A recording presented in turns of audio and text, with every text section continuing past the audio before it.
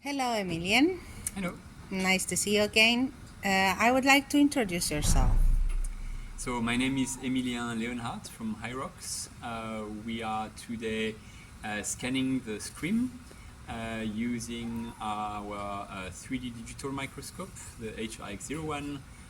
Right now we use 30 time magnification and we are scanning the full painting with 1 meter time 1 meter axis. This Hirox microscope is an idea of yours. I know you run a company that is Hirox Europe. Well, I'm not the inventor of the microscope, but let's say we do a lot of customization and improvements to use the Japanese microscope from Hirox Japan, but to make it more suitable for cultural heritage by creating custom stands and also special lighting and special software to give good results on large objects. Would you like to speak a little bit about what kind of technological advances this technology or this type of microscopes brings in general to the field of microscopy and cultural heritage? Yes. Well, the system is based on high resolution camera, high resolution optics, and it's a light microscope, but everything is controlled by a camera and the software. So there is no binocular, and we have a very good control of the axis. One of the big advantage is to have all-in-focus image, sometimes called extended depth of field or multifocus. So the lens is coming closer to the painting, and during the Z-axis acquisition, we collect multiple images to combine everything in one fully focused image. When we do that, we also have the height information so that we can create 3D topography of the surface. And then not only we have a single area, but we can scan an entire object right now up to 1 meter time 1 meter, but we are now launching 1 meter 50 time 1 meter 50 as well, so that you can have everything in focus and also have the 3D data, which gives you the possibility to see the topography, to see paint loss, to measure the depth of cracks, but we have a resolution that is high enough to be able to see individual pigments as well. So now we are also adding UV lighting and near-infrared inspection, which is very useful to have everything in one device, and another sensor to measure the distance. We call it the nano-point scanner, and this is something that we used here to really quickly find out the general topography of the painting, to see where the highest, where the lowest points, and this helps us in this case to set up the equipment to be able to do the entire scan with the optical microscope. Wonderful.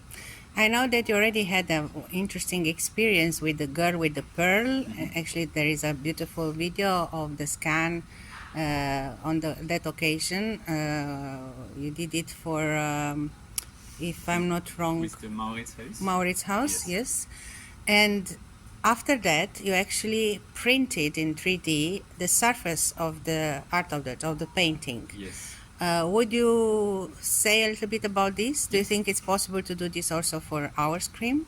Yes. So the Maurits house in Den Haag in the Netherlands, which hosts the girl with the pearl ring from Johannes Vermeer, asked me 2022 to scan the full painting in 3D at 90 times magnification.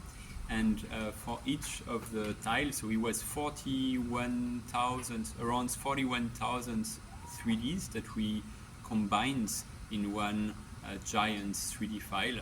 And we had both the real color and the topography. And together with a partner doing the elevated printing technology, we made a 4 meter times 3 meter 50 giant 3D print, which is now in the foyer of the Maurits house.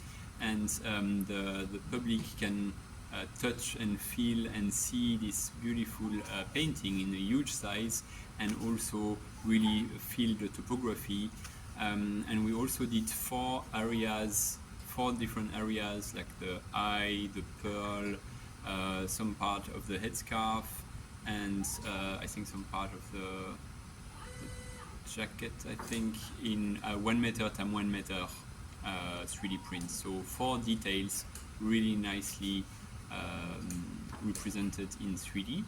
And here, one of the goals of this scan is not only to have the full painting at 30 times magnification, but also to have 3 areas at a bigger magnification in order to have good 3D data that we can then print in 3D, so that public and scientists can experience the surface and have this tactile feeling of the surface of the screen.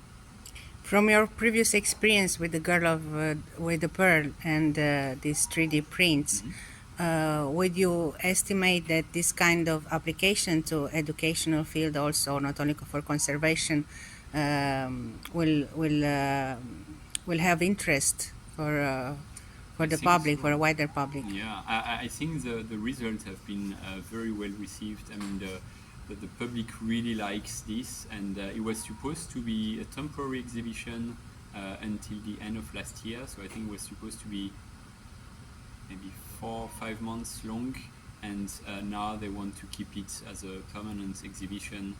And I know it's always a big crowd pleaser when people come and they can touch and feel and see also small details, because not only it is in 3D, but you also have the real color. So it's a big enlarged detail, which usually you don't get to see when you are visiting a museum. And we also made a website which is available to the public, where people can zoom in and zoom out, even with a mobile phone or on the computer, and you have the possibility to go to the real high resolution of each of the detail without having to load a huge file. So you can just zoom in, zoom out very quickly. And for this scan, we had about 1.3 micron per pixel, which is really nicely detailed. You can see very well the individual pigments. Thank you so much. I'm looking forward to see the result of the scan on our screen. Bye. Thank you.